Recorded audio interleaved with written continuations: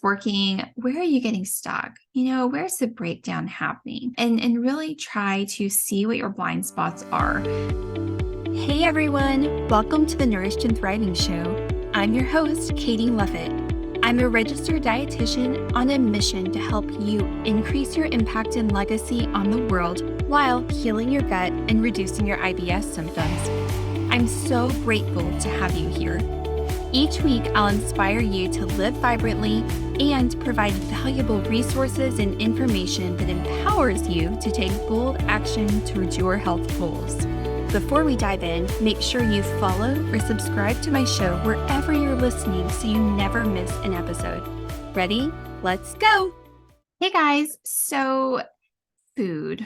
Let's talk about food. How about that? If you're dealing with hot mess gut, or you know somebody who is, or love somebody who is, which there's a high likelihood of that if you are listening to this, you probably think about food a lot, or maybe you don't because you kind of hate food now because of your digestive symptoms, which is just really sad. And I hope that we can change that because I think food should nourish the body, but also be enjoyed, right? And really be delicious. But if you're dealing with gut issues, you think food is causing the problem, it isn't always, the only solution or the only problem. And you've probably heard me talk about that before if you've been around for very long.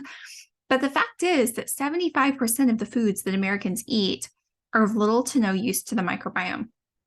So that's a problem, right? Especially if you're dealing with digestive issues, you're really feeling the consequences of that. And it seems like there's always a new, trendy food or trendy diet or way of eating coming to the surface, and you're really confused. And so then you have like these two different issues going on where you're probably not eating the food that's actually nourishing your microbiome and being good for you.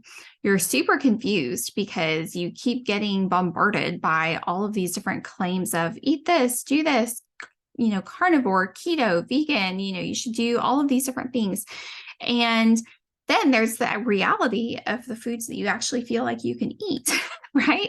It's not uncommon for me to have people come to me and say, Katie, I can eat 5 foods. That's it. And that's a really hard place to be in. And so how can you navigate what you can eat while nourishing the microbiome, while enjoying the food and having peace and confidence that what you're eating is actually healthy and going to nurture health for you? So it's really challenging. And I get it as a consumer.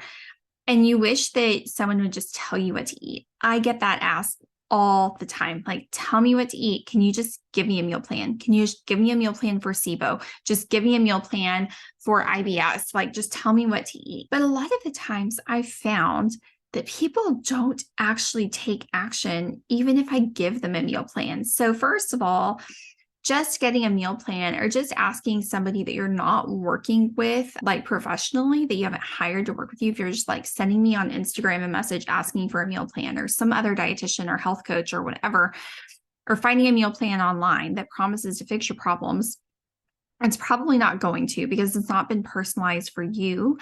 And your approach to healing your gut really needs to be multifaceted. It's not just food. Food is a part, but it's not the only thing. But so there's that part. And then also, people don't tend to follow meal plans. They don't tend to stick with them. So from my perspective, it's a huge waste of resources to go out and make you a meal plan, because I know that in all likelihood, you're probably not going to stick with it. I do use meal plans in my program, but they're meant more to inspire on what a balanced meal looks like, how to generally eat to support the microbiome, and to maybe give some recipe inspiration. It's not necessarily going to be a really strict, like, eat this for breakfast, lunch, dinner, and snack in these exact portions, because that's just not realistic for most people. So, it's not honestly going to, be that helpful for you or give you, real change most of the time. So why is that? Right? Why is that? I actually have 3 keys to help you stick to a meal plan that I wanted to share with you today. So the first one is to assess what is working for you right now, right? What's going really well? And then also on the flip side of that coin, what's really not going well? So one of, mindset is really important in here where, you're not judging yourself as you're going through and looking at all of this and assessing this. Don't judge yourself and be like, oh, I'm a horrible person. I'm such a loser and I can't ever do anything right. And I can't even meal plan. Like, don't go down that rabbit hole, right? We're just looking objectively. What's working? Where are you getting stuck? Where's the breakdown happening? And really try to see what your blind spots are. Sometimes that can be really challenging to do for ourselves. It's even hard for me sometimes to see my own blind spots, right? That's where somebody like me having a coach can come in and be really helpful. But yeah, just write it all out. Don't get angry with somebody else for saying, oh, I'm planning these meals and nobody eats, whatever I cook and all of that. But just, try to be really neutral whenever you're doing that. So assess is the first step. A lot of people skip that. They don't realize that it's even a step of meal planning, honestly. But you really need to do that to understand what's working, what's not working, so that you can fill in that gap. Otherwise, you're just going to end up in the same place, honestly. You're just going to get another meal plan and not follow it. And then get mad at yourself maybe for not following it. So then after that, the second step then is to actually plan. Come up with an actual plan. And it's a lot easier to do this when you already know what doesn't work. But the first thing that you need to do with this is look at your calendar for the upcoming week. Really, write down what you're doing, what all you've got going on. When are you going to have more time? What days are you going to have less time? What do you have, what days do you have no time on? So then you can go in and plan from there. So on the days that you're going to have more time, maybe you can chop some extra veggies that day to use in a future week, or you can go ahead and pre-cook portions of a meal that you want to use later in the week. And then on the days where, your kids are in every direction with different activities, maybe you've got a late meeting, you're going to be out and about, maybe you can rely on some leftovers that night or a freezer meal. Maybe on days that you have more time, you can cook an extra, whatever, and stick it in the freezer and pull it out, or you can just make a double portion earlier in the week and reheat it, or something that you can just throw together in a few minutes, like breakfast for dinner or something is a really great idea where you're doing an egg scramble or a little quiche or something like that. But plan something that doesn't require a lot of time and energy on those days so that you have a plan and you've planned for it. I found that doing this, having a quick list of go-to meals is so helpful, because how many times have you gone down the rabbit hole of looking for recipes in cookbooks or on blogs, and then before you know it, you look up and it's been 3 hours and you actually don't have anything planned. So I actually provide this in my signature program too, in my resource library, where it's just, you can do it with a piece of paper, but I kind of walk people through it a little bit. I call it Meal Plan Like a Pro. And you are writing down your recipes, your go-to recipes as you make them. Just have it in a binder. You can print out the recipe alongside of it, or say what cookbooks it's in, so that you have a go-to list. You can do a seasonal list if you want, so more soups and stews and stuff in the winter that are your go-tos, more comfort foods. And then you could do like a spring summer one that's going to have more salad, more fresh produce, stuff like that. But just having your family's go-tos, you can even write takes a lot of time to prep. So, more for special occasions. Or I did like a roast. I was trying to do roast chicken last night, but I ended up accidentally thawing a turkey breast. So we had roast turkey breast, but it was still good. But it didn't take that long to prep, but it took a long time to bake. So that was something where I had a call in the evening, so I knew I needed to just prep it and stick it in the oven before that call, so whenever the call was over, it would be ready to pull out and enjoy. So stuff like that, just writing little notes for yourself, or, comes together really quickly and easily. And so that way you have a list of your family's go-to favorites, and you're not trying to reinvent the wheel, because it also takes a lot less time to cook a recipe that you're familiar with, instead of trying to make a brand new recipe where you're really having to follow along and be like, well, what was supposed to come next? And what am I supposed to do with this? And really paying super close. But if you're making something that you're more familiar with, I think that's great. I think having 10-ish recipes on your list is great. You don't want it to become this list of 100 different recipes, because then you're still sifting through, right? So that's why I think splitting it up seasonally is really good. And then just having a few, that you can rotate through, maybe once a week, try something fun and new if you like to be adventurous whenever you cook. And that way you can do it on a day where you have more time and you've planned for that, but you're not trying to recreate the wheel every night for dinner. So that's the second step. So first we had assess your week. The second step is plan. And then, from there, it is to just actually do the grocery shopping. So you need to weigh your options here. And grocery shopping is always going to cost you something, right? It's always going to cost you, whether it's time or it's money or convenience.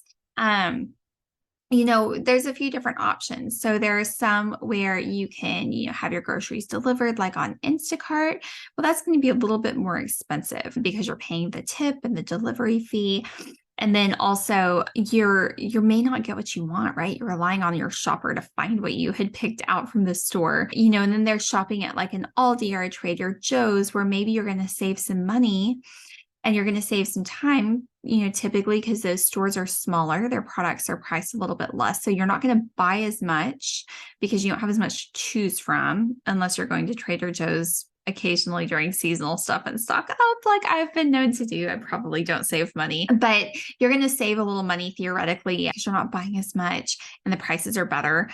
But they don't always have every single thing that you might want, especially Aldi. I tell people I love Aldi. You can go in and buy your week's worth of groceries for, I feel like it's 30% less than our grocery stores. I really do. So it's really worth it to some people, but you can't necessarily go in with a shopping list to make specific recipes. It's more, I need 5 different types of veggies and then some root veggies type of thing, and see what they have from week to week. And then we order all of our meat from ButcherBox because I just think their quality is incredible. The convenience is great. And it's a great price point. So maybe ordering from ButcherBox doesn't actually, you're not having to sacrifice anything. I think that's a great option. But that's a good pairing for Aldi because they don't have the hugest selection of organic meats all the time, but you can have them in your freezer at home. So, Aldi, Trader Joe's is maybe you're giving up a little bit of convenience, whether it's, the store's a little bit farther away or they don't have everything you may be wanting from the store. So you're having to make a trip to another store to get the rest of your list, or just not be as creative with your meal plan because you're using more limited ingredients. And then there's just like a regular grocery store. Here in Texas, we have H-E-B and Kroger. Stores are kind of regional, so you may have something else depending on where you live. But those are going to be a little bit more expensive, if you're buying organic and brand name especially, and they can be crowded and they can take forever. Like so long, especially like here, we really need more grocery stores. And so they're very crowded and the stores are just so big. It takes you longer to walk around and there's more to choose from. So you may end up buying more. I found that like an H-E-B pickup is a really great option because you're really aware of what all you're putting in your cart. You're seeing the bill add up each time if cost is something that you're keeping in mind. To have a family of 5. So we're always, really looking at our grocery expenses. Bo, seriously, I think eats more than both of his big sisters combined a lot of the time. At the age of 1, almost 2. But I think that's a great option. But again, you're kind of relying on another shopper to pick things out and find what you're looking for. So you may just not always get what you want. I've had to like go back to the store a couple of times to get like a key ingredient that didn't get added. But those are kind of the pros and cons of grocery shopping. I'm really good at seeing all sides of the coin. So hopefully that breakdown is helpful for you, but do what, works best for you. We tend to rotate. One week I'll go shop at Aldi. One week I'll do an H-E-B pickup. Maybe I'll do a Costco Instacart if we need to stock up on snacks and stuff, but we don't normally shop the same store every single week. And for us, that has felt like a pretty good rhythm because I can kind of stock up on the things that maybe Aldi doesn't have on the weeks I'm shopping at another store, and then saving some money and time at Aldi on the weeks that I'm shopping there. And it seems to be a pretty good balance because I just don't have time to go to multiple stores in the same week. Like I just not going to do that. So anyway, assess, plan your meals, and grocery shop. So hopefully that's helpful for you guys. Don't bank on a meal plan fixing every single thing, but do try to focus on making some small incremental changes, planning your meals out and following through with whatever meals you choose to make. I guarantee is going to be a lot better for your health than hitting the drive-through every single day or relying on, a bunch of like processed packaged freezer meals and stuff like that, which we all rely on from time to time, but not every single day. And that's expensive too. So hopefully that's helpful for you. Next, we're going to talk about, really nourishing the microbiome and what that looks like. So make sure you tune into that. Thank you so much for listening to the entire episode. I hope you are feeling inspired and empowered to take bold action towards your health goals. If you enjoy what you heard, don't forget to follow my show so you never miss a new episode. And it would mean the world to me if you left me a review so others knew what to expect from my show. Last, get in touch. Let me know what bold action you're taking. Let me know how you're inspired. Follow me on Instagram at the_healthygut_dietitian. I've put a link in my show notes for you so you can simply click and follow. Come say hi. I respond to all my messages and I can't wait to get in touch.